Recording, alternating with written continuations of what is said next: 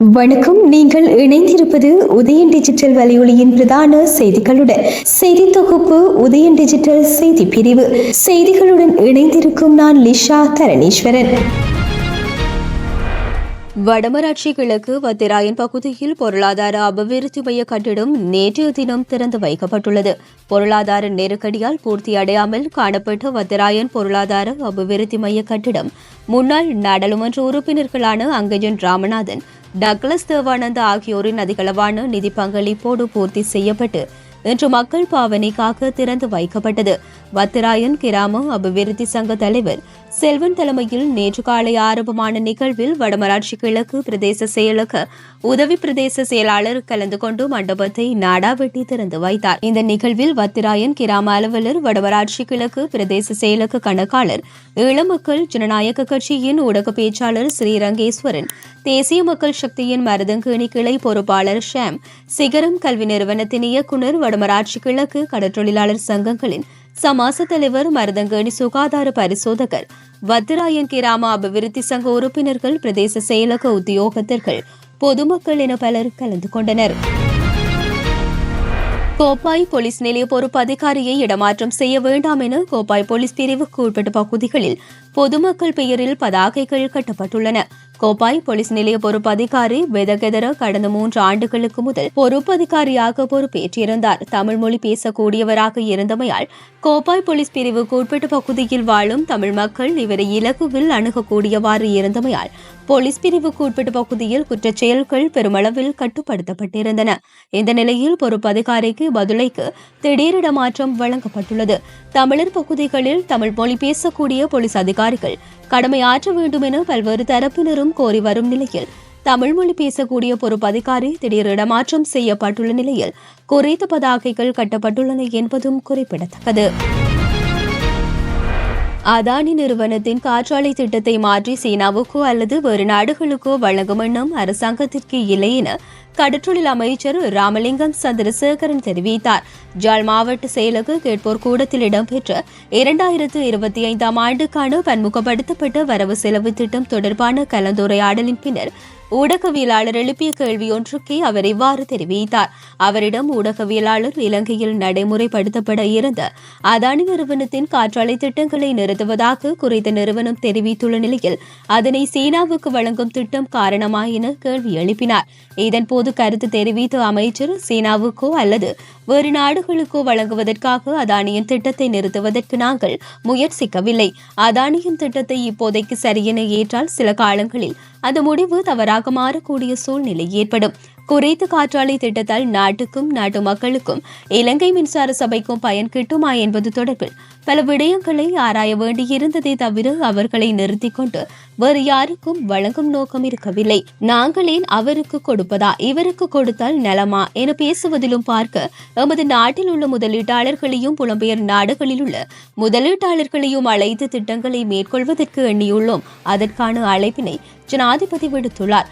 ஆகவே காற்றாலை திட்டத்தில் இருந்து அதானி விலகியதில் எவ்வித அரசியல் நோக்கமும் கிடையாது என அவர் மேலும் தெரிவித்தார்.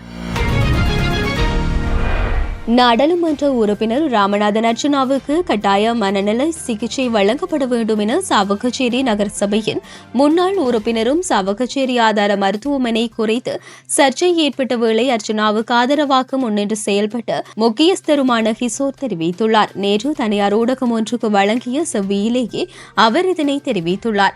இது குறித்து அவர் மேலும் தெரிவிக்கையில், இலங்கையின் அதியுயர் சபையான நாடாளுமன்றில் உறுப்பினராக காணப்படும் ராமநாதன் அர்ச்சனா அந்த சபைக்குரிய மரியாதையை கெடுக்கும் விதமாக கடந்த சில தினங்களுக்கு முன்னர் யாழில் உள்ள தனியார் விருந்தினர் விடுதியில் வைத்து பொதுமகன் ஒருவரை தாக்கியுள்ளார். அவர் உண்மையில் ஒரு மனித பிறவியாக இல்லை. இதனை உணர்ந்துதான் நாங்கள் சாவகச்சேரி மருத்துவமனை பிரச்சினை தொடர்பாக அவருக்கு சாவகச்சேரி நீதிமன்றத்தில் பிணையாக செயற்பட்டதில் இருந்து விலகினோம்.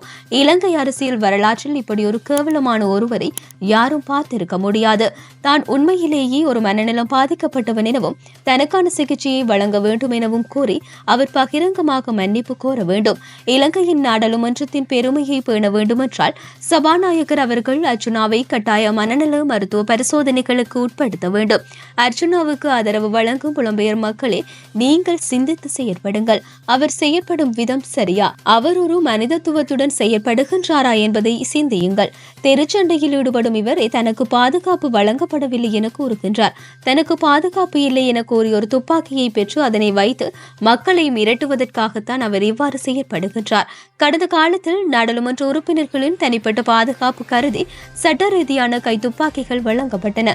ஆனால் இப்படியான மனநோயாளிகளுக்கு அரசாங்கம் அந்த துப்பாக்கிகளை வழங்குமாக இருந்தால் அல்லது பாதுகாப்புக்கு ஒரு போலீஸ் உத்தியோகத்தரை நியமித்தால் அவரது துப்பாக்கியை பறைத்து கூட இவ்வாறான சந்தர்ப்பங்களில் துப்பாக்கி சூடு நடாத்துவார். இதனால் பல உயிர் ஆபத்துகள் கூட ஏற்படும். எனவே அரசாங்கம் இந்த விடயங்களில் கரிசனை கொள்ள வேண்டும் என்றார். ஒரு நாட்டுக்குள் தமிழ் மக்கள் வாழ தயாரென்ற வகையில் ஊடகம் ஒன்றுக்கு செவி வழங்கிய ரெல்வின் சில்வா சுதந்திர தினத்தில் யாழ்ப்பாணத்திலும் கிழக்கிலும் தமிழர்கள் தேசிய கொடியை ஏந்தியதாகவும் தெரிவித்துள்ளார். ஜனநாயகம் என்பது பெரும்பான்மை முடிவுகளே இறுதி முடிவு. அந்த வகையில் வடக்கு கிழக்கு மாகாணங்களில் வாழும் தமிழ் மக்கள் இலங்கை சுதந்திரம் அடைந்த காலத்திலிருந்து தொடர்ச்சியாக நடைபெற்ற தேர்தல்களில் அரசியல் தீர்வாக ஐக்கிய இலங்கைக்குள் அதிகார பகிர்வு தேவை என்றே மக்கள் ஆணை வழங்கியுள்ளனர் என வடக்கு மாகாண சபை முன்னாள் உறுப்பினர் சபா குகதாஸ் தெரிவித்துள்ளார். அவர் மேலும் தெரிவிக்கையில், இறுதியாக நடைபெற்ற நாடாளுமன்ற தேர்தலிலும் வடக்கு கிழக்கில் சமஷ்டி தீர்வு தேவை என்பதற்கே பெரும்பான்மை ஆதரவை தமிழ் மக்கள் வழங்கியுள்ளனர். 1949 சமஷ்டி கட்சி ஆரம்பிக்கப்பட்டதில் இருந்து அதிகார பகிர்வுக்கான மக்கள் ஆணையும், 1977 தனித்தமிழ் ஈழத்திற்கான மக்கள் ஆணையும், 2004 மிக பலமான மக்கள் ஆணையும், அதன் பின்னர் இன்று வரை ஐக்கிய இலங்கைக்குள் அதிகார பகிர்வு என்பதற்குமான மக்கள் ஆணையே வழங்கப்பட்டுள்ளது. தேர்தல் முடிவுகளின் பெரும்பான்மை முடிவுகளின்படி அதிகார பகிர்வை கோரி நிற்கும் மக்களிடம் ஒரே நாடு ஒரே சட்டம் என்பதை திணிக்க முற்படுவதை தவிர்த்து வேண்டுமென்றால் தமிழர்களின் அரசியல் அபிலாசையை தீர்க்க சர்வசன வாக்கெடுப்பு ஒன்றை நடாத்துங்கள் என குறிப்பிட்டுள்ளார். 14 வயது மாணவி ஒருவர் பாலியல் துன்புறுத்தலுக்கு உட்படுத்தப்பட்டுள்ளதாக நேற்றைய தினம் வட்டுக்கோட்டை போலீஸ் நிலையத்தில் முறைப்பாடு ஒன்று பதிவு செய்யப்பட்டது. இந்த சம்பவமானது செட்டியார் மடம் பகுதியில் இடம்பெற்றுள்ளது. இந்த குற்றச்செயலுடன் சந்தேக நபரான 21 வயதுடைய இளைஞர் தலைமறைவாகியுள்ளார். மருத்துவ பரிசோதனைக்காக சிறுமி மருத்துவமனையில் அனுமதிக்கப்பட்டுள்ளார். சந்தேக நபரை கைது செய்வதற்கான நடவடிக்கைகளை வட்டுக்கோட்டை போலீசார் மேற்கொண்டு வருகின்றனர். அமெரிக்காவில் சட்டவிரோதமாக ஆவணங்களின்றி தங்கியிருந்தவர்களை அதிகாரிகள் வெளியேற்றும் பணியில் ஈடுபட்டு வருகின்றார்கள். அந்த வகையில் 104 இந்தியர்களை பிப்ரவரி முதல் வாரத்தில் அமெரிக்கா அதனுடைய ராணுவ விமானம் மூலம் நாடு கடத்தியது. அவர்கள் பிப்ரவரி 5ஆம் தேதி பஞ்சாப் மாநிலம் அமிர்தசரஸ் வந்தடைந்தனர். ஹரியானா மற்றும் குஜராத் மாநிலங்களை சேர்ந்த தலா 33 பேர், பஞ்சாப் மாநிலத்தை சேர்ந்த 30 பேர், மகாராஷ்டிரா மற்றும் உத்தரப்பிரதேச மாநிலங்களை சேர்ந்த தலா 3 பேர், சண்டிகரை சேர்ந்த 2 பேர் அமெரிக்காவில் இருந்து நாடு கடத்தப்பட்டனர். அவர்களை கை மற்றும் காலில் விலங்கிட்டு விமானத்தில் அனுப்பி வைத்ததும் கடும் விமர்சனத்தை ஏற்படுத்தியது. கண்ணியமாக நாடு கடத்தப்படவில்லை. இந்திய அரசு அவர்களை அழைத்து வந்திருக்கலாம் என எதிர்க்கட்சிகள் குற்றம் சாட்டின. இந்த நிலையில் மேலும் 119 இந்தியர்களை 2 விமானங்கள் மூலம் இன்று நாடு கடத்தியுள்ளது. இவர்கள் இன்றைய தினம் மற்றும் நாளை Amritsar வந்தடைவார்கள்.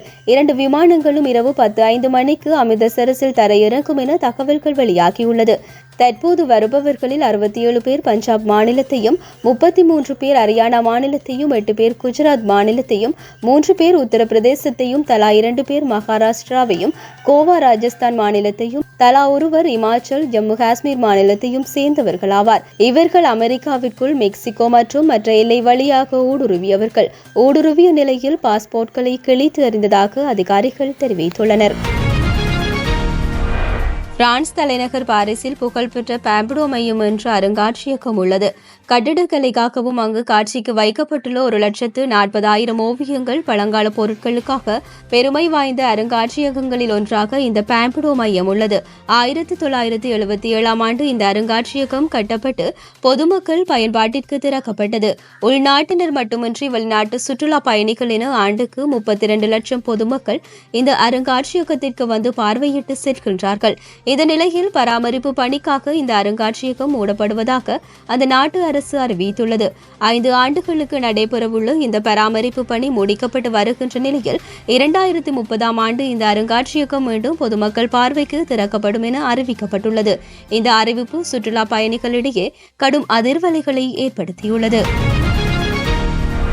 Delhi Capitals, Mumbai Indians, Bangalore Royal Challengers, Gujarat Giants, UP Warriors ஆகிய 5 அணிகள் பங்கேற்கும் பெண்கள் பிரீமியர் லீக் T20 கிரிக்கெட் போட்டி நேற்றைய தினம் குஜராத்தில் தொடங்கியது.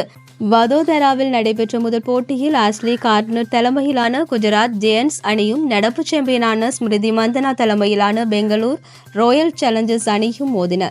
நாணய சுழற்சியில் வென்ற RCB அணி பந்து வீச்சை தேர்வு செய்தது. அதன்படி முதலில் ஆடிய குஜராத் அணி நிர்ணயிக்கப்பட்ட 20 பந்து பரிமாற்றங்களில் 5 விக்கெட்டுகளை இழந்து 201 ரன்கள் குவித்தது. அதன்படி முதலில் ஆடிய குஜராத் அணி நிர்ணயிக்கப்பட்ட 20 பந்து பரிமாற்றங்களில் 5 விக்கெட்டுக்கு 201 ஓட்டங்களை குவித்தது. பெத்மூன் மற்றும் கேப்டன் ஆஸ்லி கார்னர் அரை சதம் அடித்தனர். பெத்மூன் 56 ஓட்டங்களில் ஆட்டமிழந்தார். கேப்டன் ஆஸ்லி கார்னர் ஆட்டமிழக்காமல் 79 ஓட்டங்களை பெற்றுக்கொண்டார். இத்துடன் உதயன் டிஜிட்டல் வலையொலியின் பிரதான செய்திகள் நிறைவடைகின்றன. தொடர்ந்தும் செய்திகளை உடனுக்குடன் அறிந்து கொள்ள எமது உதயன் டிஜிட்டல் வலையொலி பக்கத்துடன் இணைந்திருங்கள். வணக்கம்.